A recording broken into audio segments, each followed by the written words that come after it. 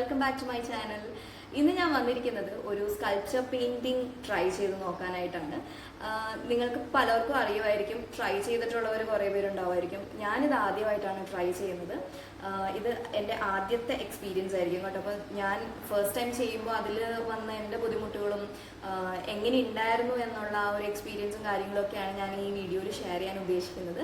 പിന്നെ എൻ്റെ ആ ഒരു പ്രോസസ്സ് കാര്യങ്ങളൊക്കെ ഞാൻ കാണിച്ചു തരാം. അപ്പോൾ നമുക്ക് ആദ്യമേ തന്നെ അതിനുവേണ്ടി ഞാൻ മേടിച്ച പ്രോഡക്റ്റ്സ് ഒക്കെ ഒന്ന് കാണിച്ചു തരാം കേട്ടോ. സോ ഇതൊക്കെയാണ് നമ്മുടെ പ്രോഡക്റ്റ്സ്. നമുക്ക് പാലറ്റ് നൈഫ് വേണം, ക്ലിയർ ഷീറ്റ് വേണം, പിന്നെ ഇതാണ് നമ്മുടെ സ്കൾപ്ചർ പേസ്റ്റ്. ഈ ക്ലിയർ ഷീറ്റാണ് നമ്മുടെ പാലറ്റായിട്ട് യൂസ് ചെയ്യുന്നത്. ഈ പേസ്റ്റ് നമ്മൾ അതിലേക്ക് ഇട്ട് കൊടുത്തിട്ട് ഈ പാലറ്റ് നൈഫ് വെച്ച് നമ്മൾ സ്ക്രേപ്പ് ചെയ്താണ് ഈ വർക്ക് ചെയ്യുന്നത്. പിന്നെ നമുക്ക് വേണ്ടത് ഇഷ്ടമുള്ള ആക്രിലിക് കളേഴ്സാണ്. ഇത് നമ്മൾ പേസ്റ്റിലോട്ട് ആഡ് ചെയ്ത് കൊടുക്കുകയാണ് ചെയ്യേണ്ടത്. ഇനി നമുക്ക് ഇത് വർക്ക് ചെയ്യാനുള്ള ബോർഡ് MDF ബോർഡാണ് ഞാൻ എടുത്തിരിക്കുന്നത്. ഇത് കുറച്ച് സ്മൂത്ത് സർഫസ് ആണല്ലോ, അപ്പോൾ ഇതിന് നമുക്ക് ടെക്സ്ചർ ആഡ് ചെയ്ത് കൊടുക്കാനുണ്ട്. അപ്പോൾ അതിന് വേണ്ടിയിട്ട് ഈ ഗ്ലൂവും പ്ലാസ്റ്റർ ഓഫ് പാരീസും പിന്നെ നമുക്ക് ഇഷ്ടമുള്ള ഫാബ്രിക് പെയിൻറ്റ്, ആക്രിലിക് പെയിൻറ്റും കൂടെ ആഡ് ചെയ്ത് കൊടുത്തിട്ടാണ് നമ്മളിതിൻ്റെ ഒരു ടെക്സ്ചർ റെഡിയാക്കി എടുക്കുന്നത്. നമുക്കിനി ഈ പേസ്റ്റിൻ്റെ ടെക്സ്ചർ ഒന്ന് നോക്കാം. അപ്പോൾ ഫസ്റ്റ് തന്നെ ഞാൻ പറഞ്ഞ പോലെ ഈ ക്ലിയർ ഷീറ്റാണ്. ഞാൻ അതിൽ ഒരു ലെയർ ഉണ്ട് കേട്ടോ. ആ ലെയർ പൊളിച്ച് കളഞ്ഞില്ല. ആ ഒരു വൈറ്റ് കളർ ലെയർ പൊളിച്ച് കളയണം ശരിക്കും പറഞ്ഞാൽ. അപ്പോൾ നമുക്ക് ബേസിക്കലി ഈ പേസ്റ്റ് എന്തെങ്കിലും ഒരു സ്മൂത്ത് സർഫസിൽ ഇട്ട് കൊടുത്തിട്ട് വേണം വർക്ക് ചെയ്യാൻ. അപ്പോൾ ആ ഒരു സ്മൂത്ത് സർഫസ് വേണം നമുക്ക് സ്ക്രേപ്പ് ചെയ്യാൻ എളുപ്പത്തിന് വേണ്ടിയിട്ട്. അതിന് വേണ്ടിയാണ് നമ്മൾ ഈ ക്ലിയർ ഷീറ്റ് യൂസ് ചെയ്യുന്നത്. അല്ലെങ്കിൽ നമുക്കൊരു ടൈലോ അങ്ങനത്തെ എന്തെങ്കിലും ഐറ്റംസ് ആയാലും മതി. അപ്പോൾ നമുക്ക് ഈ പേസ്റ്റ് നല്ല സ്മൂത്ത് ആയിട്ടുള്ളൊരു പേസ്റ്റാണ്. അപ്പോൾ ഈ പേസ്റ്റ് ഇട്ടിട്ട് ഇതുപോലെയാണ് നമ്മൾ സ്ക്രേപ്പ് ചെയ്ത് കൊടുക്കേണ്ടത്. സ്ക്രേപ്പ് ചെയ്യുമ്പോൾ അതിന് മേളിൽ ഇങ്ങനെ വന്ന് ഷേപ്പ് അല്ലാതെ നിൽക്കുന്ന കുറച്ച് ഇങ്ങനെ തള്ളി നിൽക്കുന്ന ഇതുപോലത്തെ കുറച്ച് ക്ലേ അല്ല ഈ പേസ്റ്റൊക്കെ ഉണ്ടെങ്കിൽ നമുക്ക് കളയണം. ഇല്ലെങ്കിൽ നമുക്ക് ആ ഒരു പെറ്റലിൻ്റെ ഷേപ്പ് കറക്റ്റായിട്ട് കിട്ടില്ല. അപ്പം ഞാനിവിടെ ഒരു റോസ് ഫ്ലവർ പോലെയാണ് ചെയ്യാൻ ഉദ്ദേശിക്കുന്നത്. അപ്പോൾ അതിൻ്റെ പെറ്റലാണ് ഈ കാണിക്കുന്നത് കേട്ടോ. ഈ പാലറ്റ് നൈഫ് ഒരു സൈഡ് നമ്മുടെ ഷീറ്റുമ്പോൾ മുട്ടിച്ച് ഇങ്ങനെ സ്ക്രേപ്പ് ചെയ്യുവാണ് ചെയ്യേണ്ടത്. അപ്പോൾ ഈ സ്ക്രേപ്പ് ചെയ്യുമ്പോൾ അതിന് മേളിലത്തെ ഭാഗം ഉണ്ടല്ലോ, ആ മേളിലത്തെ സൈഡിലോട്ടാണ് നമ്മുടെ പെറ്റൽ ഫോമായി വരുന്നത്. ഈ ഒരു സ്ട്രോക്കിന് പറയുന്നത് ഫ്രണ്ട് സ്ട്രോക്കാണ്. അതുപോലെ തന്നെ ബാക്ക് സ്ട്രോക്കും നമുക്ക് ചെയ്യാൻ പറ്റും. അത് തിരിച്ച് പാലറ്റ് നൈഫ് മറ്റേ സൈഡ് മുട്ടിച്ച് ബാക്കിലോട്ട് സ്ക്രേപ്പ് ചെയ്യുമ്പോൾ ഇപ്പുറത്തെ സൈഡിലോട്ട് നമ്മുടെ പെറ്റൽ ഫോമായി വരും. അത് ഈ വീഡിയോയിൽ കാണിക്കുന്നുണ്ട് കേട്ടോ. ഒരു പെറ്റൽ ഫോമായി കഴിഞ്ഞാൽ നമുക്കത് എവിടെയാണ് പ്ലേസ് ചെയ്യേണ്ടത് അവിടെ നമ്മൾ വെച്ച് കൊടുത്തിട്ട് എക്സ്ട്രാ ഉണ്ടെങ്കിൽ അത് നമുക്ക് സ്ക്രേപ്പ് ചെയ്ത് മാറ്റാം. അപ്പോൾ എങ്ങനെയാണ് ഒരു പെറ്റൽ ഉണ്ടാക്കുന്നതെന്ന് ഒന്ന് ട്രൈ ചെയ്ത് നോക്കിയതാണ് കേട്ടോ. നമുക്ക് നമ്മുടെ വർക്ക് സ്റ്റാർട്ട് ചെയ്യാം. ആദ്യമേ തന്നെ നമ്മുടെ MDF ബോർഡിന് ടെക്സ്ചർ ആഡ് ചെയ്യാൻ വേണ്ടിയിട്ടുള്ള പേസ്റ്റാണ് ഉണ്ടാക്കുന്നത്. അപ്പോൾ അതിനുവേണ്ടി ഞാൻ പ്ലാസ്റ്റർ ഓഫ് പാരീസും ഗ്ലൂവും 50-50, അതായത് 1:1 റേഷ്യോയിൽ എടുത്തിട്ടുണ്ട്. അത് നന്നായിട്ടൊന്ന് മിക്സ് ചെയ്ത് കൊടുക്കണം. അതിൽ ആ പൊടി കട്ടയ്ക്കൊന്നും കിടക്കാതെ നന്നായിട്ട് മിക്സ് ചെയ്ത് കൊടുക്കണം. എന്നിട്ട് ഇതിലോട്ട് നമ്മുടെ ആക്രിലിക് പെയിൻറ്റും കൂടെ ഇട്ട് കൊടുത്തിട്ടാണ് നല്ല സ്മൂത്ത് ആക്കി എടുക്കുന്നത്. അപ്പോൾ ആദ്യമേ തന്നെ ഈ ഗ്ലൂവും പ്ലാസ്റ്റർ ഓഫ് പാരീസും കൂടെ നന്നായിട്ടൊന്ന് മിക്സ് ചെയ്ത് ഒന്ന് റെഡിയായിട്ട് നമുക്ക് ആക്രിലിക് പെയിൻറ്റ് ഒഴിച്ചു കൊടുക്കാം.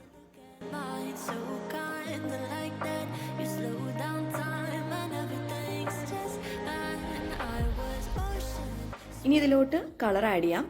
ഇതിന് ഒരു ലൈറ്റ് യെല്ലോ ഗ്രീൻ ഷെയ്ഡാണ് ഞാൻ കൊടുക്കാൻ ഉദ്ദേശിക്കുന്നത്. അപ്പോൾ അത് കിട്ടുന്ന രീതിയിൽ കുറച്ച് ഗ്രീൻ, എൻ്റെ കയ്യിലുള്ള 2 ഗ്രീനും കുറച്ച് യെല്ലോ ഒക്കെ ആഡ് ചെയ്ത് എനിക്ക് വേണ്ട ആ ഒരു കളറിലേക്ക് ഞാൻ എത്തിക്കുകയാണ്. മിക്സ് ചെയ്ത് വന്നപ്പോൾ കുറച്ച് ഡാർക്ക് ഗ്രീനാണ് ആയത്. ഇതിലും ലൈറ്റ് ആക്കാനാണ് ഞാൻ ഉദ്ദേശിക്കുന്നത്. അതുകൊണ്ട് ഞാൻ കുറച്ച് വൈറ്റും കൂടെ ആഡ് ചെയ്തിട്ട് നന്നായിട്ടൊന്ന് മിക്സ് ചെയ്ത് കൊടുക്കാം. ഇതിൽ പ്ലാസ്റ്റർ ഓഫ് പാരീസിൻ്റെ കുറച്ച് കട്ടകളൊക്കെ ഉണ്ട്. ശരിക്കും പറഞ്ഞാൽ ഒരു അരിപ്പ അതിന് വേണ്ടിയിട്ട് യൂസ് ചെയ്ത് കഴിഞ്ഞാൽ അതെല്ലാം പോവും. പക്ഷെ ഞാനത് ചെയ്തില്ല. ഞാൻ ഈ വെറുതെ MDF ബോർഡിൽ വെച്ച് ചെയ്തപ്പോൾ നമ്മളിങ്ങനെ പാലറ്റ് നൈഫ് വെച്ചൊന്ന് പേസ്റ്റ് ഇട്ട് കൊടുക്കുമ്പോൾ തന്നെ അതിലൊന്ന് പ്രഷർ കൊടുത്തിട്ട് ഒന്ന് ആ പൊടിയൊക്കെ ഒന്ന് സ്പ്രെഡ് ചെയ്തെടുക്കുക ചെയ്തത്. എനിക്കത് വലിയ കുഴപ്പം തോന്നിയില്ല. പിന്നെ നമ്മൾ ടെക്സ്ചർ ആഡ് ചെയ്യാൻ വേണ്ടിയാണല്ലോ ഇത് യൂസ് ചെയ്യുന്നത്. കുഴപ്പമുണ്ടായില്ല എനിക്കെന്തായാലും. അപ്പോൾ ഞാൻ ഇതുപോലെ ഒന്ന് ഫുൾ MDF ബോർഡ് ഒന്ന് കവർ ചെയ്തിട്ട് വെയിലത്ത് വെച്ച് ഉണക്കി.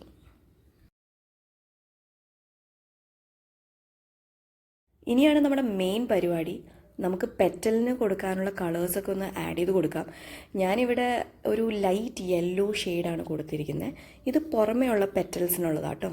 ഉള്ളിലോട്ട് വരുമ്പോൾ പിങ്ക് കൊടുക്കണം എന്നാണ് ഞാൻ വിചാരിക്കുന്നത്. കളർ നമുക്കത് പേസ്റ്റിലോട്ട് എത്രയാണോ വേണ്ടത് അത്ര ഇട്ട് കൊടുത്തിട്ട് നന്നായിട്ട് മിക്സ് ചെയ്തെടുക്കണം. എന്നിട്ട് നേരത്തെ കാണിച്ച പോലെ തന്നെ സ്ക്രേപ്പ് ചെയ്തെടുക്കണം. സംഭവം ആക്ച്വലി കുഴപ്പമില്ല. നമ്മളിങ്ങനെ സ്ക്രേപ്പ് ചെയ്യുമ്പോൾ നമുക്ക് പ്രോപ്പറായിട്ട് കിട്ടുന്നുണ്ട്. ആ ഒരു പ്രഷർ ഒന്ന് 2-3 ടൈംസ് ഒന്ന് ചെയ്ത് വരുമ്പോൾ തന്നെ നമുക്കിതൊരു ആ ഒരു പരിപാടി ഈസി ആയിട്ട് തോന്നും. പക്ഷേ ഇതൊന്ന് കൊണ്ടുപോയി നമ്മൾ പ്ലേസ് ചെയ്ത് വെക്കണ്ടേ, അതെനിക്ക് സെറ്റായില്ല. ഭയങ്കര പാടായിരുന്നു. ഞാൻ കൊണ്ടുവന്ന് വെക്കുന്നു, അത് പോകുന്നു, പിന്നെയും ഉണ്ടാക്കുന്നു, വെക്കുന്നു, പോകുന്നു. ഇതായിരുന്നു പരിപാടി. ഇതിപ്പോൾ ആദ്യത്തെ പെറ്റലൊന്നും കുഴപ്പമൊന്നുമില്ല. ആദ്യത്തെ പെറ്റൽ പെർഫെക്റ്റ് ആയിട്ടൊക്കെ വന്നു, കുഴപ്പമൊന്നും ഉണ്ടായില്ല. അത് കഴിഞ്ഞിട്ടൊക്കെയാണ് പാടുപെട്ടത്. പക്ഷേ കുഴപ്പമില്ല, ഞാനത് പറഞ്ഞുതരാം. നമുക്ക് പ്രാക്ടീസിൽ ഇതൊക്കെ നടക്കും ഉറപ്പായിട്ടും. അപ്പോൾ ഇത് ഞാൻ എവിടെ വെക്കണം എന്നൊക്കെ ഉള്ള കൺഫ്യൂഷനിലായിരുന്നു രണ്ടാമത്തെ പെറ്റൽ. എന്നിട്ട് ഞാൻ ലാസ്റ്റ് ഇവിടെ പ്ലേസ് ചെയ്തു. എക്സ്ട്രാ ഒക്കെ ആയിട്ടുള്ളതൊക്കെ എടുത്ത് മാറ്റിയിട്ട് പിന്നെ ഈ പെറ്റൽസിന് ആ ഒരു അതിൻ്റെ ഒരു സ്ട്രക്ചർ അതുപോലെ തന്നെ നിൽക്കാൻ വേണ്ടിയിട്ട് ഞാൻ ആദ്യമേ ഒരു പാലറ്റ് നൈഫൊക്കെ വെച്ച് സെറ്റാക്കി. പക്ഷേ അത് കാര്യമില്ലല്ലോ, നമുക്ക് എല്ലാത്തിനും വെച്ച് കൊടുക്കണ്ടേ. അപ്പോൾ ഞാനൊരു പേപ്പർ ചുരുട്ടിയിട്ട് അതിന് ഓരോ ഷേപ്പ് കിട്ടാൻ വേണ്ടിയിട്ട് അതിൻ്റെ ബാക്കിലൊക്കെ ഇങ്ങനെ ഒന്ന് വെച്ച് കൊടുത്തു കേട്ടോ. ഇതാണ് ബാക്ക് സ്ട്രോക്ക് ഞാൻ നേരത്തെ പറഞ്ഞത്. ഇതിപ്പോൾ റൈറ്റ് സൈഡ് നമ്മൾ താഴെ മുട്ടിച്ച് ചെയ്യുമ്പോൾ ലെഫ്റ്റ് സൈഡിലോട്ട് നമ്മുടെ പെറ്റൽസ് ഫോം ആയി വരും. ഇപ്പോൾ ഞാൻ ചെയ്യുന്നത് ബാക്ക് സ്ട്രോക്കും ഫ്രണ്ട് സ്ട്രോക്കും കൂടെ ചെയ്തിട്ട് ഒരു പെറ്റൽ രണ്ടും കൂടെ ഞാൻ ഒരുമിച്ച് വെച്ച് കൊടുത്തു. എന്നിട്ട് അത് രണ്ടും കൂടെ ആയിട്ട് ഒറ്റൊരു പെറ്റലാക്കാനാണ് ഞാൻ ഉദ്ദേശിക്കുന്നത്. അപ്പോൾ ഇത് ഞാൻ ആക്രിലിക് ഷീറ്റിൽ തന്നെയാണ് വെച്ച് കൊടുത്തത്. എന്നിട്ട് അതിൻ്റെ സ്ട്രക്ചറൊക്കെ ഒന്ന് കറക്റ്റ് ആക്കുകയാണ്. വലിയ പെറ്റൽസിന് ഇങ്ങനെ ചെയ്യാം. പിന്നെ അതുപോലെ തന്നെ ഞാൻ ഒരെണ്ണം കൂടി ഉണ്ടാക്കിയിട്ട് അതിൻ്റെ സെൻറ്ററിലോട്ട് വെച്ച് കൊടുക്കാനായിട്ട് ഇതുപോലെയാണ് ചെയ്തത്. ആ ഒരു പെറ്റലിനെ ഞാനിങ്ങനെ റോൾ ചെയ്തിട്ട് അത് നേരെ സെൻറ്ററിൽ വെക്കുകയാണ് ചെയ്തത്. നമ്മൾ ഓരോ പെറ്റൽസും വെച്ച് കൊടുക്കുമ്പോൾ തൊട്ടടുത്തുള്ള പെറ്റൽസിനെ അത് ബാധിക്കരുത്. അപ്പോൾ നമ്മൾ അതിനനുസരിച്ച് ടേക്ക് കെയർ ചെയ്തിട്ട് വേണം ചെയ്യാനായിട്ട്. എൻ്റെ കുറേയൊക്കെ മെസ്സായിട്ടോ, പക്ഷേ ലാസ്റ്റ് ആകുമ്പോൾ അത് എങ്ങനെയൊക്കെയോ ഞാൻ ഒപ്പിച്ച് റെഡിയാക്കിയിട്ടുണ്ട്. കണ്ടോ, റൈറ്റ് സൈഡിൽ ആ ഒരു ഭാഗത്തൊക്കെ കുറേ മെസ്സിയായിട്ട് കുറേ ഞാൻ ചെയ്തു, അതെടുത്ത് മാറ്റും, വെക്കും, മാറ്റും, അങ്ങനെയായിരുന്നു.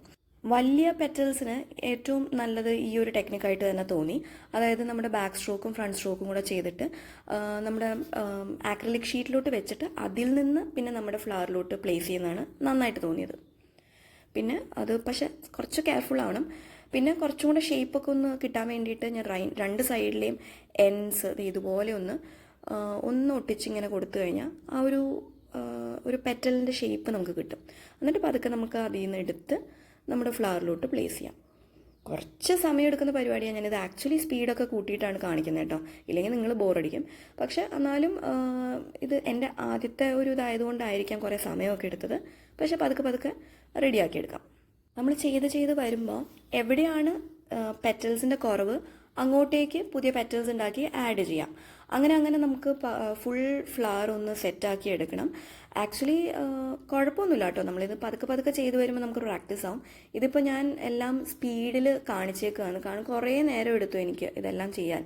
പക്ഷേ ഇപ്പം എനിക്ക് നല്ലൊരു അതിൻ്റെ ഒരു ടെക്നിക്കൊന്ന് പതുക്കെ മനസ്സിലായിട്ടുണ്ട്. ഇനി ഞാൻ ഇതിൻ്റെ ബേസിൻ്റെ കളറൊക്കെ മാറ്റിയായിരുന്നു കേട്ടോ അതിൻ്റെ ഇടയ്ക്ക് കൂടെ. എനിക്ക് ആ ഒരു ലൈറ്റ് ഗ്രീൻ അങ്ങോട്ട് ശരിയായിട്ട് തോന്നിയില്ല. അപ്പോൾ ഞാൻ അതിൻ്റെ മേളിലോട്ട് കുറച്ച് ഡാർക്ക് ഗ്രീനൊക്കെ ഇട്ട് കൊടുത്തായിരുന്നു. എന്നിട്ട് ഞാൻ ലീഫാണ് ആഡ് ചെയ്ത് കൊടുക്കുന്നത്. ലീഫ് ഞാൻ ഇങ്ങനെ വെറുതെ ഒന്ന് വരച്ച് കൊടുത്തിട്ട് പാലറ്റ് നൈഫ് വെച്ച് ഇങ്ങനെ ബ്രഷ് ചെയ്ത് കൊടുക്കുക ചെയ്തത്. എന്നിട്ട് അതിൻ്റെ നടുക്കേ കൂടെ ഒരു ചെറിയൊരു വരയിട്ട് കൊടുത്തു.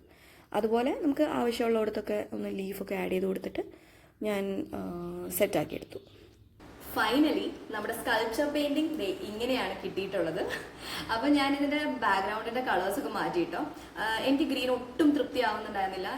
അതുകൊണ്ടാണ് കുറേ പ്രാവശ്യം ഞാൻ കളേഴ്സൊക്കെ ഒന്ന് മാറ്റി ഫൈനലി ഞാൻ എത്തിയ ഒരു കളറാണിത്. ഇതാണ് എനിക്ക് തൃപ്തിയായത്. കാരണം എനിക്ക് ഭയങ്കര ബ്രൈറ്റ് ആയിട്ടുള്ള ബാക്ക്ഗ്രൗണ്ട് വന്നിട്ട് എന്തോ ഭയങ്കര ബ്ലിങ് ആയിട്ടൊക്കെ ഫീൽ ചെയ്യുമായിരുന്നു. അപ്പോൾ എനിക്ക് അതൊട്ടും ഇഷ്ടമായില്ല. അപ്പോൾ ഫൈനലി ഞാൻ ഈ ഒരു കളർ അടിച്ചപ്പോഴാണ് എനിക്കൊന്ന് തൃപ്തിയായത്. ഇനി ഞാനിതിൽ ഉദ്ദേശിക്കുന്നത്, എനിക്ക് ആക്ച്വലി ഇവിടെ ബോർഡർ ആയിട്ട് വുഡൻ സ്റ്റിക്ക് വെച്ച് കൊടുക്കണം എന്ന് ആഗ്രഹം ഉണ്ടായിരുന്നു. അല്ലെങ്കിൽ എന്തെങ്കിലും ഫ്രെയിമോ കാര്യങ്ങളോ എന്തെങ്കിലും ചെയ്യണം എന്ന് ആഗ്രഹം ഉണ്ടായിരുന്നു. പക്ഷെ ഞാൻ വുഡൻ സ്റ്റിക്ക് കടയിൽ പോയി നോക്കിയിട്ട് എനിക്ക് കിട്ടിയില്ല. ബട്ട് ഞാൻ അത് ഒപ്പിക്കും. പക്ഷെ ഈ വീഡിയോയിൽ എനിക്ക് നിങ്ങളെ കാണിച്ചു തരാൻ പറ്റില്ല. എന്തെങ്കിലും ഒരു ഷോർട്സിലോ എന്തെങ്കിലുമൊക്കെ ആയിട്ട് ഞാൻ കാണിച്ചു തരാം കേട്ടോ. ഇനി ഇതിൽ ചെറിയൊരു പണി ബാക്കിയുണ്ട്. ഈ ഒരു ഗ്യാപ്പുള്ള ഭാഗത്ത് ഞാൻ എന്തെങ്കിലും എഴുതി കൊടുക്കാമെന്ന് വിചാരിക്കുകയാണ്. അപ്പോൾ ഞാൻ അതിന് വേണ്ടിയിട്ട് ഇവിടെ അവർ ഹോം എന്നൊക്കെ പറഞ്ഞ് ട്രേസ് ചെയ്ത് കൊണ്ടുവന്നിട്ടുണ്ട്. അപ്പോൾ ഞാനത് വൈറ്റ് കളർ പെയിന്റ് വെച്ച് അതും കൂടെ എഴുതി കൊടുത്താൽ ഇത് ഫിനിഷ് ആക്കാം എന്ന് ഞാൻ വിചാരിക്കുന്നു. പിന്നെ ഞാൻ പറഞ്ഞ പോലെ ഫ്രെയിം പോലെ എന്തെങ്കിലും ചെയ്യണം, അത് പക്ഷേ ഇതിൻ്റെ അകത്ത് എനിക്ക് ചെയ്യാൻ പറ്റില്ല. ഇഷ്ടപ്പെട്ടോ? ഇതാണ് ഫൈനലായിട്ടുള്ള ലുക്ക്. ആക്ച്വലി ഞാൻ വിചാരിച്ചില്ല ഇത്രയും എത്തിക്കും. തുടക്കത്തിൽ ചെയ്ത് വന്നപ്പോൾ എനിക്ക് ഒട്ടും അങ്ങോട്ട് ആവുന്നുണ്ടായിരുന്നില്ല. ഞാനിത് എങ്ങനെ ഫിനിഷ് ആക്കുമെന്ന് വിചാരിക്കുമായിരുന്നു. ശരിക്കും നല്ലൊരു പരിപാടി പാടാട്ടോ. അപ്പോൾ ഇനി ബാക്കി പരിപാടിയും കൂടെ ചെയ്തിട്ട് നമുക്ക് വീഡിയോ കംപ്ലീറ്റ് ചെയ്യാം.